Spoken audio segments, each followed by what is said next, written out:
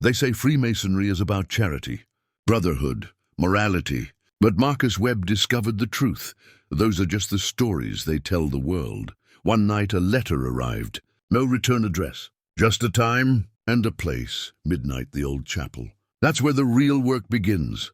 The kind the public never sees. In that room, Marcus took an oath. Not the kind spoken in daylight. This one was written in blood, sealed with silence and bound by fear. Every choice after that wasn't his own. Every signature, every lie. Until one decision shattered the entire brotherhood. This is the story they never wanted told. But before we begin Marcus Webb's story, ask yourself this. If a secret could give you everything you ever wanted, would you still open that letter? Marcus Webb received the letter on a Tuesday morning. Heavy paper, wax seal, no return address. Inside, a single line. Midnight, the old chapel, come alone. It was signed with a symbol he recognized, the compass and square. Marcus had been a Freemason for 15 years. He'd attended hundreds of meetings, but never one like this. Never at midnight, never alone. The regular lodge meetings happened on Thursday evenings. 7 o'clock, predictable, safe. They'd have dinner first, talk about fundraisers and community projects. Then they'd perform their rituals, simple ones, rehearsed, nothing that would raise questions, the kind of things they could explain to outsiders if anyone ever asked. Charity work, brotherhood, moral teachings, all true, all harmless. But this was different. Marcus turned the letter over in his hands. The paper felt expensive, old, like something from another century. The wax seal was hand-pressed, not printed. Someone had taken time with this. Someone wanted him to know this mattered. This wasn't a mass invitation. This wasn't a regular meeting. This was personal, specific, chosen. He checked his phone. No messages from the other lodge members, no group chat discussions. No one talking about mysterious letters or midnight meetings. If the others had received letters, they weren't talking about it. That told Marcus something. Either he was the only one invited, or secrecy was already expected, already required, before he'd even decided to go. Marcus's wife walked into the kitchen. "What's that?" she asked. He folded the letter quickly, instinctively. "Just lodge business." She didn't press. She never did. After 15 years, she'd learned not to ask questions about the lodge. That was part of the agreement, part of what made Freemasonry work. The secret stayed secret, even from family, especially from family. Marcus had always told himself it was harmless. The secrecy, the rituals, the symbols, it was tradition, brotherhood, nothing sinister. Just men gathering together, supporting each other, keeping old customs alive. Every organization had its private matters. Every group had things they kept internal. The Freemasons were no different. That's what he told himself. That's what he told his wife when she asked why he couldn't talk about the meetings.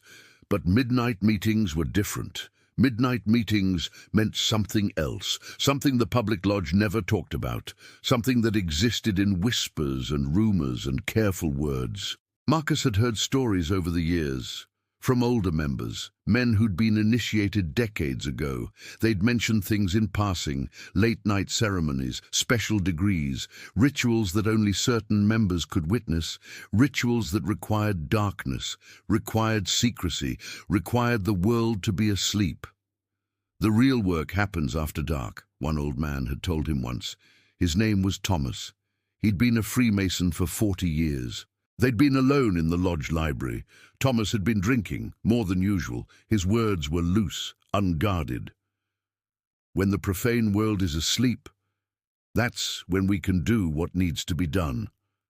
What must be done. You'll understand someday, if they choose you." Marcus had nodded, smiled, pretended to understand. But he hadn't. Not really. He'd assumed Thomas was being dramatic. Old men loved their mysteries, loved making things sound more important than they were. But now, holding this letter, Marcus wondered if Thomas had been trying to warn him, or prepare him, or both. He looked at the letter again. The old chapel. He knew the place. It wasn't the main lodge building downtown. It was older, smaller, on the edge of town where the streetlights ended and the woods began. The lodge had owned it for over a century. They used it for storage now, for archives, for things they didn't want in the main building, things the public tours didn't need to see. Marcus had only been inside once, years ago, helping move old furniture during a renovation. The place had felt wrong, too quiet, too cold, even in summer, like something was watching from the shadows, like the building itself was holding its breath. The other men had felt it too. He could tell by how quickly they worked, how little they talked, how eager they were to leave. He'd left quickly that day, locked the door behind him, didn't look back. Now he was being asked to return, at midnight, alone. Marcus felt his stomach tighten. This was a test. It had to be. An invitation to something deeper, something most Freemasons never saw, something they never talked about in the main lodge, in the public meetings, in front of the newer members. He'd been waiting for this, hoping for it. The lodge had ranks, degrees, public ones and private ones. Most members stayed at the 3rd degree, Master Mason, respectable, visible, safe. They wore their rings, attended the dinners, participated in the charity drives. They were the face of Freemasonry, the acceptable face. But there were others, higher degrees, secret degrees, the ones that required absolute loyalty, absolute discretion, absolute commitment, the ones that met when the rest of the world was asleep, when questions couldn't be asked, when witnesses couldn't see.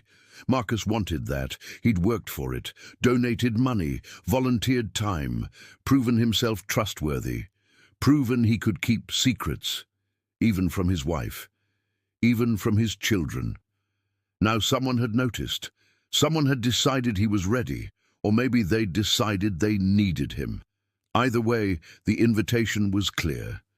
Midnight, the old chapel. Come alone. Marcus folded the letter and put it in his jacket pocket. He'd go. Of course he'd go. Refusing wasn't an option. Not if he wanted to advance. Not if he wanted to know the real secrets, the ones Thomas had hinted at, the ones the older members smiled about but never explained. He spent the rest of the day distracted, going through the motions at work, answering emails, attending meetings. But his mind was elsewhere, on the letter, on the chapel, on what might be waiting for him at midnight. His colleagues noticed. "You okay, Marcus?" one asked. "Fine," he said. "Just tired." Another lie, another secret. It was becoming easier. That should have bothered him. It didn't. By 11 o'clock, Marcus was in his car, driving toward the edge of town. The streets were empty, the houses dark, everyone asleep, just like Thomas had said. The profane world was sleeping. Now the real work could begin. Marcus didn't know what that work was yet, but he was about to find out. The old chapel appeared in his headlights. Stone, ivy-covered, dark, no lights on inside, no cars in the lot. He checked his phone, no messages, no missed calls. He was alone, just like the letter said. Marcus got out of the car. The air was cold, unnaturally cold for September. His breath came out in clouds. He walked toward the chapel door. It was unlocked. He pushed it open. Inside, candles were lit, dozens of them, lining the walls, casting shadows that moved and twisted. In the center of the room stood 12 men, all wearing black robes, all watching him, waiting. Marcus recognized some of them, lodge members, but older ones, senior ones, men he'd never seen at the regular meetings. One of them stepped forward. "Welcome, Brother Webb. We've been expecting you." The man who stepped forward was William Graves. Marcus recognized him immediately. He was one of the founding families.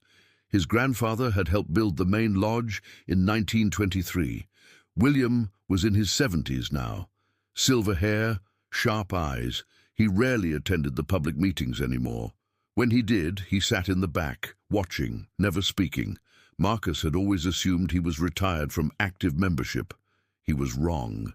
"Close the door, Brother Webb," William said. His voice was steady, commanding. Marcus obeyed.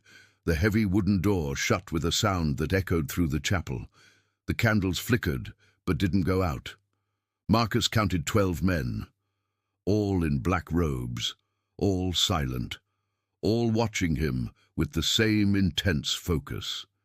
He suddenly felt exposed, vulnerable, like he was being examined under a microscope. "You received our invitation," William continued. "That means you've been chosen. But understand this. Being chosen is not the same as being accepted. Tonight is a test. What happens here will determine whether you advance or whether you remain where you are. Forever." The word forever hung in the air, heavy, final. Marcus swallowed. "I understand," he said. His voice sounded smaller than he wanted. William gestured to the center of the room. There was a circle drawn on the floor, not with chalk, something darker, something that looked wet. "Step into the circle," William said. Marcus hesitated. "What is this?" he asked. One of the other men spoke. Marcus didn't recognize him. "Questions later. Obedience now. If you can't follow simple instructions, you're not ready for what we offer." Marcus stepped into the circle. The floor felt different here. Colder, like standing on ice. William and the others formed a ring around him. "Do you know why we meet at midnight?" William asked. Marcus shook his head. "Because midnight is the hour between days, neither yesterday nor tomorrow. It exists outside of time, outside of the normal world. What happens at midnight doesn't follow normal rules. Do you understand?" Marcus wasn't sure he did, but he nodded anyway. William smiled. It wasn't a warm smile. "Good. You're learning. The first rule of the higher degrees is acceptance. You don't need to understand everything. You just need to accept it. Trust it. Know that we've been doing this for generations, long before you were born, long after you die." One of the men handed William a book. Old, leather-bound. The pages looked yellowed, fragile. William opened it carefully. "This is the true history," he said. "Not the version we tell the public. Not the charity work and the community service. This is what Freemasonry actually is. What it's always been, a network, a system, a way of controlling things that matter." Marcus felt his heart racing. This was what he'd wanted, what he'd worked toward. The real secrets, the actual power behind the organization. But hearing it said out loud made it feel different, heavier, more dangerous. William began reading from the book. Names, dates, events. Marcus recognized some of them from history, political appointments, business deals, court decisions. "These things didn't happen by accident," William said. "They happened because we made them happen, because brothers in the right positions made the right calls at the right time. Every judge, every banker, every politician you see in this town, they all came through us first," another man added. His voice was raspy. "Old. We decide who rises, who falls, who gets opportunities, who gets obstacles. That's the real work. That's why we meet in secret, why we meet at midnight, because this kind of power can't exist in daylight." Marcus felt dizzy, not from fear, from excitement. This was real. This was actual influence, actual control. Everything he'd hoped the lodge would be, but had been afraid to believe. "What do you need from me?" he asked. William closed the book. "Loyalty, absolute and complete. When we ask you to do something, you do it. No questions, no hesitation, no conscience." The last word hit Marcus hard. "What kind of things?" he asked. William's expression didn't change. "Things that benefit the brotherhood. Sometimes that means helping someone. Sometimes it means hurting someone. Sometimes it means looking the other way when you should be looking closer. Can you do that?" Marcus thought about his job. He was a city planning commissioner. He approved construction permits, zoning changes, development projects. Suddenly he understood why he'd been chosen. "I can do that," Marcus said. William nodded. "We know. We've been watching you. The Henderson project last year. You approved it even though it violated 3 zoning codes. You didn't ask questions. You just signed. That's when we knew you were ready." Marcus remembered that project. A lodge member had asked him to push it through, said it would be good for the community. Marcus had done it, hadn't thought twice. Now he realized it had been a test. "Tonight, you'll take an oath," William said. "Not like the oath you took when you became a Master Mason. That was theater, performance. This oath is real, binding. You'll swear on something more than a Bible. You'll swear on your life, your family's life, everything you value. And if you break it, there will be consequences." The way he said consequences made Marcus's skin crawl. One of the men stepped forward holding a silver bowl. Inside was liquid, dark red. Marcus's stomach turned. "Is that blood?" he asked. William didn't answer directly. "It's a symbol of commitment, of sacrifice. You'll drink from it. And once you do, you're one of us, completely, forever. There's no going back after this. No resignation, no retirement. You're in until you die." Marcus stared at the bowl. Every instinct told him to leave, to walk out, to go home to his wife and his normal life. But he'd come this far. He'd wanted this, wanted the power, wanted the secrets, wanted to be on the inside instead of the outside. "What if I refuse?" he asked. William's expression hardened. "Then you leave, and we make sure you never work in this town again. Your career ends. Your reputation ends. Everything you've built disappears. We've done it before. We'll do it again."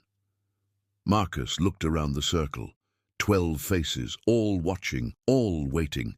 He thought about his house, his position, his status in the community, everything he'd worked for, everything he'd sacrificed.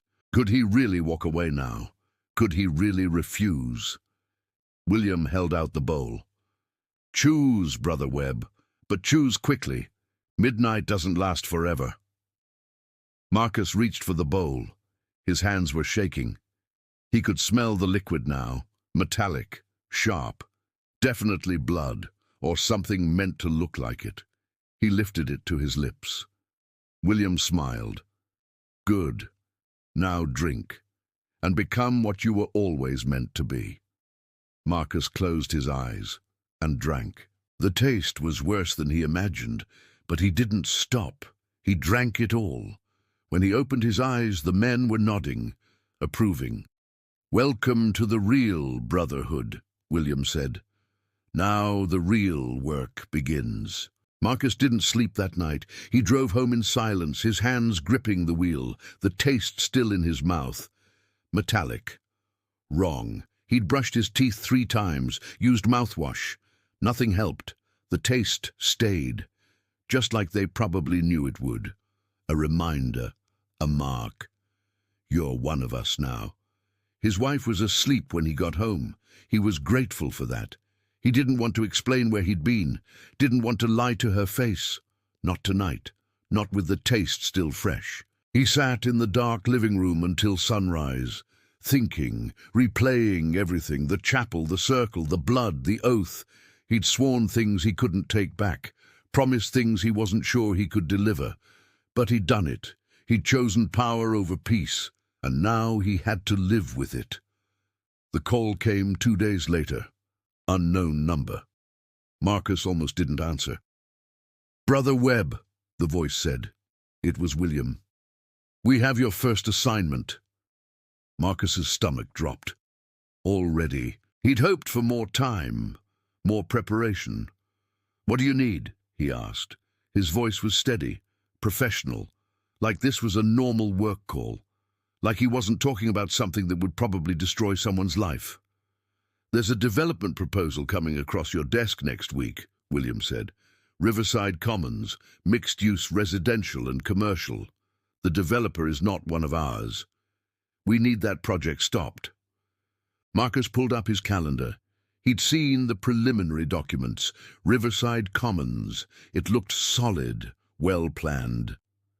The developer had followed all the codes, done everything right. On what grounds? Marcus asked. Find them, William said. Environmental concerns, traffic studies, historical preservation. We don't care. Just make sure it doesn't get approved. Marcus felt his chest tighten. And if I can't find legitimate grounds? Silence on the other end. Then William's voice, colder now. Then create them. You're a city commissioner. You have authority. Use it. This is what you agreed to. Marcus thought about the oath, the blood, the promises he'd made at midnight. Who's the developer? He asked. Does it matter? William replied. No, Marcus said quietly. I suppose it doesn't.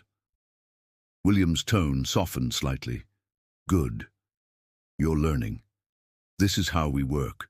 We don't explain every detail. We don't justify every decision. We trust each other to do what needs to be done. Can you do that? Yes, Marcus said. The word came out automatically, like he'd been programmed. Maybe he had been. Maybe that's what the ceremony was really about. Breaking down resistance, making obedience natural. The proposal comes to committee next Thursday, William continued. Make sure it dies there, quietly, professionally. No drama, no attention, just standard bureaucratic rejection. You've done it before. Marcus had, plenty of times. Projects got rejected all the time for legitimate reasons. But this wasn't legitimate. This was corruption, plain and simple, using his position to benefit the lodge, to hurt someone who wasn't part of their network, someone who'd probably worked years on this project, invested everything, and Marcus was going to destroy it with a signature. I'll handle it, he said. We know you will, William said. That's why we chose you. You understand how the system works, how to use it, how to hide behind procedure and policy. That's valuable. That's why you're valuable. The call ended. Marcus sat there holding his phone, staring at the blank screen. He'd just agreed to something he couldn't undo, something that would hurt innocent people, people who'd done nothing wrong except exist outside the lodge's control. The proposal arrived on Monday. Marcus read through it carefully. The developer's name was Sarah Chen. She'd been working on this project for 3 years. The documents showed permits, surveys, community feedback sessions. She'd done everything right, everything by the book. The project would bring jobs, housing, economic development. It was exactly the kind of thing the city needed. Marcus put the file down. This was wrong. He knew it was wrong. But he'd made promises, taken oaths, drunk from the bowl. He was part of something now, something bigger than his conscience, something that didn't care about right or wrong, only about control, about maintaining power, about making sure the right people stayed on top and the wrong people stayed down. Sarah Chen was the wrong people. She hadn't gone through the lodge, hadn't paid her dues, hadn't proven her loyalty. So she had to fail. Marcus spent 3 days looking for legitimate problems with the proposal. He found nothing. The traffic studies were solid. The environmental assessments were clean. The architectural plans met every code. Sarah Chen had been thorough, professional, perfect, which made what Marcus had to do even worse. He couldn't reject it on merit, so he'd have to reject it on lies. He drafted his report Wednesday night. Environmental concerns, potential groundwater contamination, more studies needed. All technically true, all completely irrelevant. The site had been tested, cleared, approved. But Marcus worded his report carefully, made it sound reasonable, made it sound like responsible caution, like he was just doing his job. Protecting the community. No one would question it. That was the beauty of bureaucracy. You could hide anything behind procedure. Thursday morning, Marcus arrived at City Hall early. The committee meeting was at 10. He had his report printed. His recommendation ready? Deny pending further environmental review? It would delay the project at least a year, maybe longer. By then, Sarah Chen would probably run out of funding, would have to sell. And someone from the lodge would buy it cheap, would develop it themselves, would profit from her failure. That's how it worked. That's how it had always worked. Sarah Chen was in the waiting area when Marcus arrived. She looked nervous, excited. She had no idea what was coming. Marcus avoided eye contact, went straight to his office. He couldn't look at her, couldn't see the hope in her eyes. Hope he was about to crush. His phone buzzed. Text from an unknown number. Remember your oath. Marcus deleted it, but the message was clear. They were watching, making sure he followed through. The meeting started at 10. 6 commissioners, 20 agenda items. Riverside Commons was number 12. Sarah Chen presented her proposal. She was good, passionate, knowledgeable. She answered every question, addressed every concern. The other commissioners seemed impressed. Then Marcus spoke. I have concerns about the environmental assessment. Sarah's face fell. Marcus continued, reading from his report, using words like potential risk and community safety and responsible oversight, making it sound reasonable, making it sound like he cared. The vote was 4-2, denied. Sarah Chen sat there stunned. She'd done everything right. And it hadn't mattered, because the system was rigged, because Marcus had rigged it. On his way out, Marcus passed her in the hallway. I'm sorry, he said. He meant it, but sorry didn't change anything. Sorry didn't give her back her project, her dreams, her future. She looked at him with confused, hurt eyes. I don't understand. What did I do wrong? Marcus couldn't answer, because she hadn't done anything wrong. That was the problem. Marcus received a call that evening. William again. Well done, Brother Webb. Clean, professional, exactly what we needed. Marcus didn't feel proud. He felt sick. What happens to her project now? He asked. William laughed. That's not your concern. Your job is done, but there will be others, many others. Get used to it. Marcus hung up. He poured himself a drink. Then another. Then another. His wife found him in his study at midnight. Marcus, what's wrong? She asked. He looked at her, really looked at her. She still trusted him, still believed he was a good man. What would she think if she knew what he'd done, what he'd become? Nothing, he said. Just work stress. Another lie. They were getting easier. That terrified him. The next morning, Marcus saw the news. Sarah Chen had given an interview. She was fighting back, questioning the environmental concerns, demanding transparency, threatening legal action. She wasn't going quietly. Most people did. Most people accepted rejection and moved on, but not Sarah. She was smart, determined, dangerous. Marcus's phone rang.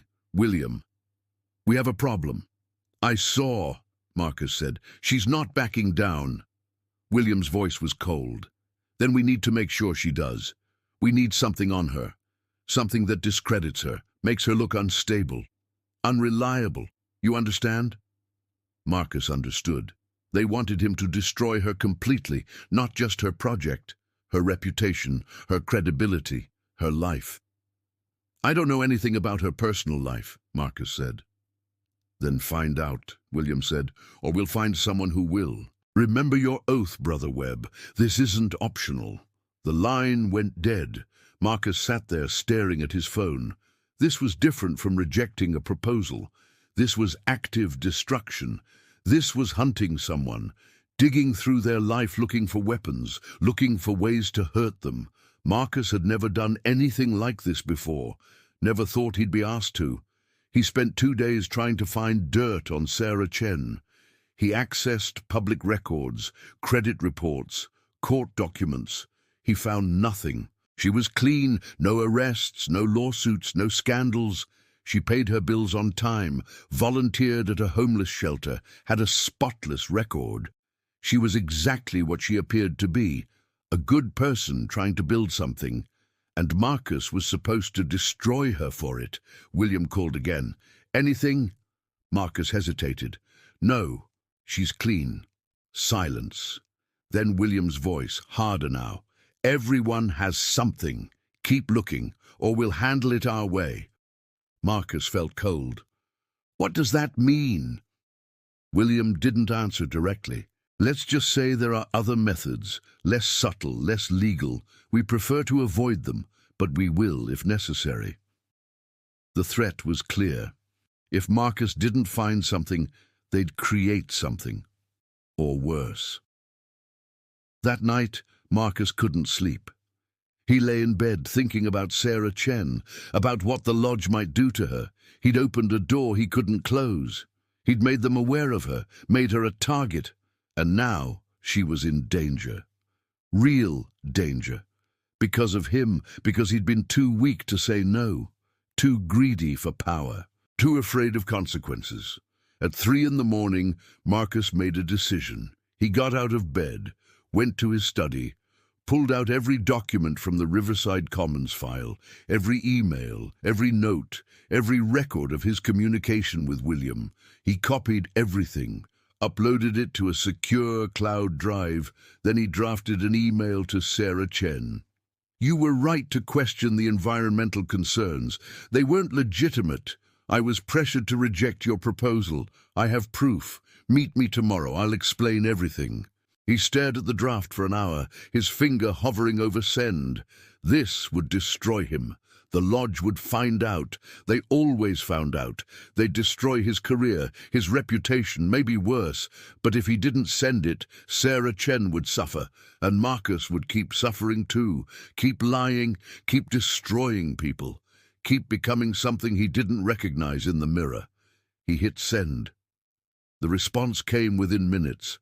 Sarah was awake too, probably lying awake wondering why her perfect project had been rejected, wondering what she'd done wrong. Where and when, she wrote. Marcus gave her the address of a coffee shop across town, far from anyone who might recognize them. Tomorrow, 9 a.m, come alone. Marcus didn't sleep the rest of the night. He packed the documents, printed everything, put it in a folder. At dawn, he wrote a letter to his wife, explaining everything, the lodge, the ceremony, the oath, the assignments, what he'd done, what he was about to do. He left it in his desk drawer, just in case. Just in case the lodge found out before he could finish this. At 8:30, Marcus left for the coffee shop. He checked his mirrors constantly, looking for cars following him, looking for signs he'd been discovered. The parking lot was empty when he arrived. He went inside, ordered coffee, sat in the back corner, waited. Sarah Chen arrived exactly at 9. She looked tired, suspicious. She sat down across from him. "Why should I trust you?" she asked. Marcus slid the folder across the table. "Because I'm risking everything to give you this. Because I'm tired of being part of something evil. Because you deserve to know the truth." Sarah opened the folder. Her eyes widened as she read. Emails from William, records of the midnight meeting, names of other projects that had been killed the same way, evidence of corruption going back decades. "My God," she whispered. "This is real. All of it." "It's real," Marcus said.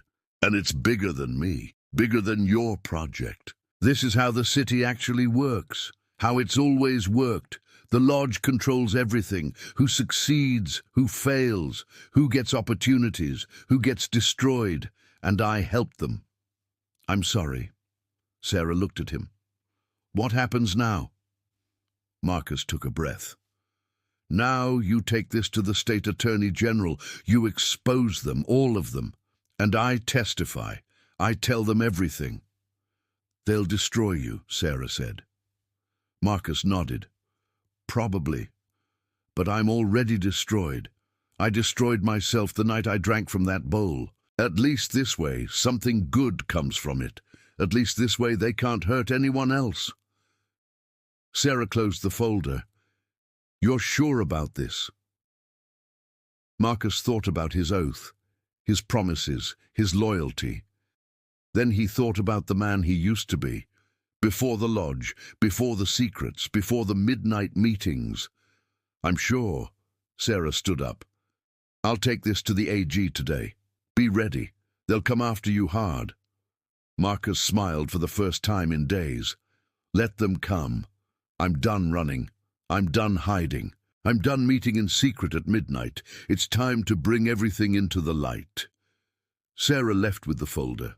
Marcus sat there alone, his coffee getting cold. His phone started buzzing, text after text.